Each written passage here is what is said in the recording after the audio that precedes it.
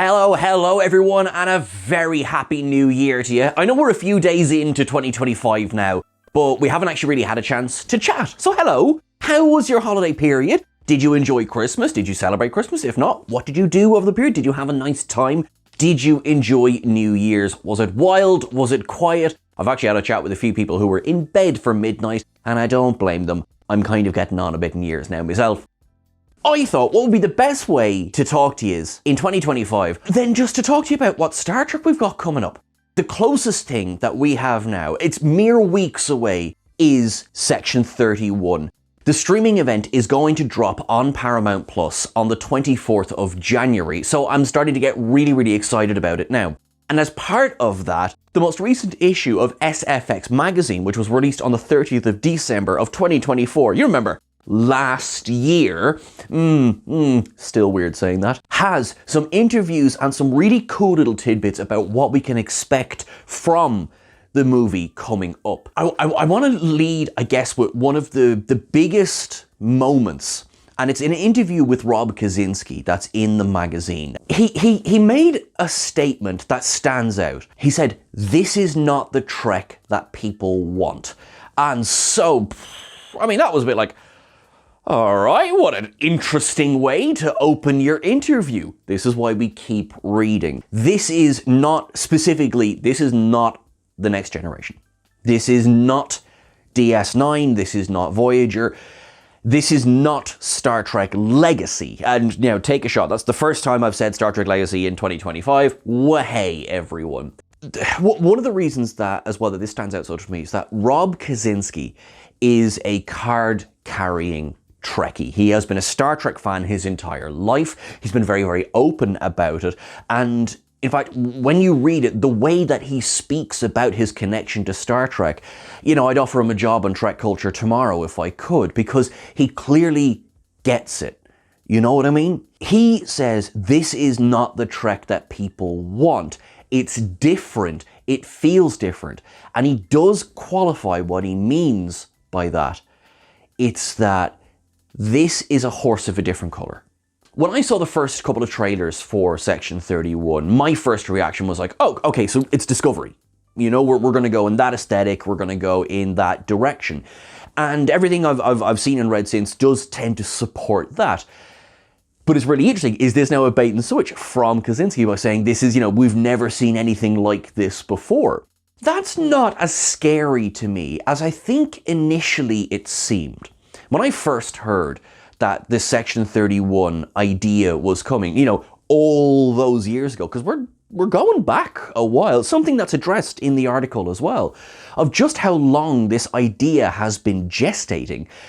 Michelle Yeoh herself has been the one pushing for this since some of her earliest days as Georgiou. Now remember, she debuted on screen in 2017 as Philippa Georgiou in, of course, The Vulcan Hello and Battle of the Binary Stars. Obviously, she will return as Emperor Georgiou later in the season, but we're now almost 8 years on from that. And that is, in the world of Hollywood, that's a long time for an idea to be gestating. There's other projects then that would look at 8 years and be like, you're on day one. In Star Trek turnaround, that's quite short. And yet something the article really addresses is how many iterations this has already gone through. And that the writer of the piece, Craig Sweeney, has been there more or less throughout as well. Something that Alex Kurtzman has been on board with all the way through. But yeah, it really stresses, really hammers home. This is in an interview with Olatunde Osunsanmi, of course, directs Section 31, really highlighting that this is not a script that's kind of been kicked around from writer to writer to writer, as a lot of scripts are. I do like that there's consistency right the way through in terms of who's been working on the project. Because again, you know, if you're like me and you live on things like Wikipedia and IMDb reading the trivia, you know, a lot of times an idea will be bought from, let's say, you know, a writer, and then it will be handed to the house writer, it will be given to someone else, and then somebody else, another idea will be mashed together with that, and look, that happens. That's Hollywood. This seems like the vision may have changed over the years, but it's a sort of a singular vision. So that will be very interesting to go, well, what did they think Section 31 was going to look like in 2017, 2018 versus what it ends up looking like now? Something very different. Again, to go back to the Kaczynski piece for a second. His piece focuses mostly on his character of Zeph. So none of this had been revealed before. So again, I don't want to give too much away, but it explains the suit, first of all, that Zeph is wearing, which it seems like there's a little bit of a cheeky wink and a nod going on there as well, because there's a suggestion that perhaps a certain Mr. Kurtzman did not sign off on the backstory for this character, and yet, I shall say no more. Having seen interviews with Rob Kaczynski and having seen him in other roles, he describes his character as sort of painfully optimistic, as, you know, the heart of the group. And I'm really looking forward to it because I don't know what it is. I have a special place in my heart for the sort of the big hulking gentle giants in cinema and in literature in general. So it sounds like that's what we might be getting with Zeph. And I'm here for it. I really am. I really am. He speaks as well about how he was nervous when he was going to view the final project. Now, of course, he was there on set day by day by day, so he knew what was being created. But of course, you don't really know until the final edit is done. And he seems very happy with it. And listen, I'm gonna take a Trekkie's excitement. You know what I mean?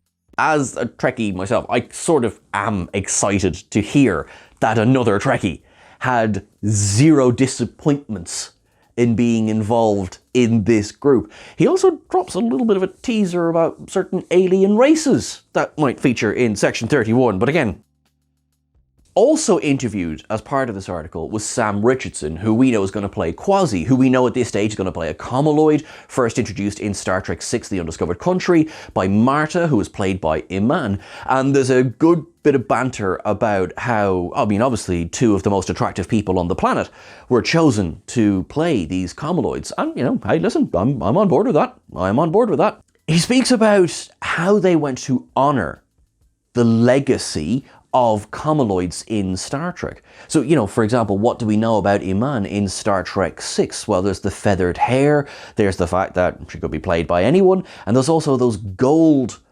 contact lenses. And Richardson specifically spoke about how they chose to make sure that those contact lenses were included, which meant not a lot of fun, really, for him. So many times over the years, you read about what actors go through on the set of particularly Star Trek, and sometimes you go, oh, these actors suffered for their craft. They really, really did. I often think of Susanna Thompson, who took up the mantle of the Borg Queen in Dark Frontier and Unimatrix Zero, and those contact lenses were not fun. Yeah, already, before even watching it, I'm just like, Sam, you did good. I'm giving you a hug, all right? Fair play for doing as much as you did with those lenses. He also speaks about some of, like, the things we can expect, that, you know, there's stunts going on, there are high stakes in this film. He joked about, you know, the kind of the double-edged sword about playing something like a Comaloid is that if you annoy people, someone else can come in and play the role. So, ooh, okay. I want to jump off that, actually, onto the main body of the article focuses on an interview with Olatunde Osunsanmi, who is, I mean, he's kind of on the way to becoming the new Jonathan Frakes of Star Trek, by which I mean he is a prolific director. We'll have to see what he's like in front of the camera as well. You won't escape. You won't escape. We will get you in the command seat. But also, he is involved in several of the shows. For example, he's also involved in Starfleet Academy as well. He speaks a little bit about things we've seen before, about, you know, the difference between filming a film and filming a series. Something that we know over the course of time, Section 31 originated as a series idea, that then he speaks about the process of sort of what happened from there to now, how it became a movie. So Michelle Yeoh has been a driving force behind this. I remember when she won the Oscar, a very, very, very cynical part of myself went, that's Section 31 pushed out for a while. I mean, surely she's just not going to have time anymore to commit to what was then a series. And then within hours, Paramount had put out, or CBS had put out a statement going, very much still happening. Section 31 is a thing. I didn't realize at the time how much of that was Michelle Yeoh wanting to reassure people that, yes, her star is rising and rising and rising, but she is putting the star in this Star Trek. Do you like that? Thanks very much. She is very much a driving force behind this. And we are, by all accounts, going to get a good bit of her story in this. We've seen from trailers that we can at least expect some backstory for Yeoh. We've seen a younger version in the trailer as well. It is suggested that we will begin things with this younger version, which, if you're going to, move through time in a linear fashion, makes sense that we would start with a younger version of Yeoh. Mika Martineau will be playing this younger version of Yeoh, and there is so much love and affection within this article flowing for her as well. So much so that I don't know if it means we're going to get more of her or how much of her we're going to get. It is suggested there wasn't any crossover. So, those of us who are waiting for a James McAvoy, Patrick Stewart moment from Days of Future Past might be disappointed there, but I'm fine with that. I'm fine with that. Let's concentrate on the overall story itself. We will have stunts, we will have fights. There is apparently something that was inspired by Dune, which I'm very over the moon for, because quite frankly I enjoyed the Dune movies. Now I'm just expecting there's going to be a big massive worm in this film. Yeah, okay. Yeah, all right, give me the Star Trek worm. I'm cool with that. And there's also, of course, climactic fights, because of course there's going to be. Something that's been addressed before, but is again really, really focused on here, is how this is not so much a finite story, but a finite process. This is a film, and as such, the pacing is very different, the way things are presented is very different, the action is very different in this, as it would be as opposed to what it would be, for example, in an ongoing series. In fact, even in how it's created, while new sets are being built, they're being built with a bit of a different consideration. Also, of course, old sets are being reused, which is nothing new for Star Trek. It's quite funny now, right? If you go back and watch, say, Star Trek V, The Final Frontier, which was in production while The Next Generation was in production, I mean, the corridors of the Enterprise A, obviously that was the, the template for what the Enterprise D corridors would look like, if you take my meaning. So a lot of that, it's part of the life's blood of Star Trek. And speaking of blood, sounds like I'm going a bit dark, but actually new blood. There's a lot of new creative vision involved in this as well. And for those of us who are potentially concerned as to how different this might end up being, again, I've said this before, I remind myself of how different Deep Space Nine was from The Next Generation. And although there was so much crossover in teams, there really was. I mean, for example, one example off the top of my head, Michael Westmore, Academy Award winning makeup artist and, just all around wizard.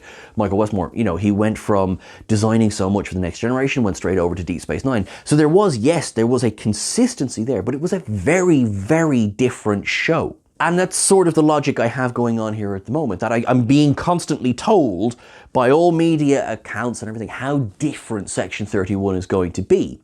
And I'm trying to bear that in mind, because I know this is something that Sean, is very guilty of as well, is that I will be told something within the same franchise is different, and I'll be like, but what's the same though? And I know I'm going to take that into Section 31, which is both to be expected and also, I guess, a little unfair for the poor people making it, but I'm interested. And again, when I read comments from people who are lifelong Trekkies going, it's different, but it's good. All right, I'm taking a bit of heart from that. I guess I'm nervous. I want new Star Trek, but I'm also like, ooh, is it going to be fun? I'm sure it will. We will find out pretty soon. That's the main thing. The 24th of January, it is available for streaming on Paramount Plus. We will, of course, be along with the ups and downs as soon as possible afterwards. This will be a different one because it is the 14th Star Trek film as opposed to an episode. So we don't even know what the ups and downs for that are going to look like yet, but we're going to have fun figuring out. In the meantime, you look after yourselves, everyone. Make sure that you live long and prosper. Maybe don't tell the whole world about it. I don't know. And I will talk to you very, very soon. Thank you so much for watching along. You are awesome. You are wonderful. I will see you very soon. Happy New Year.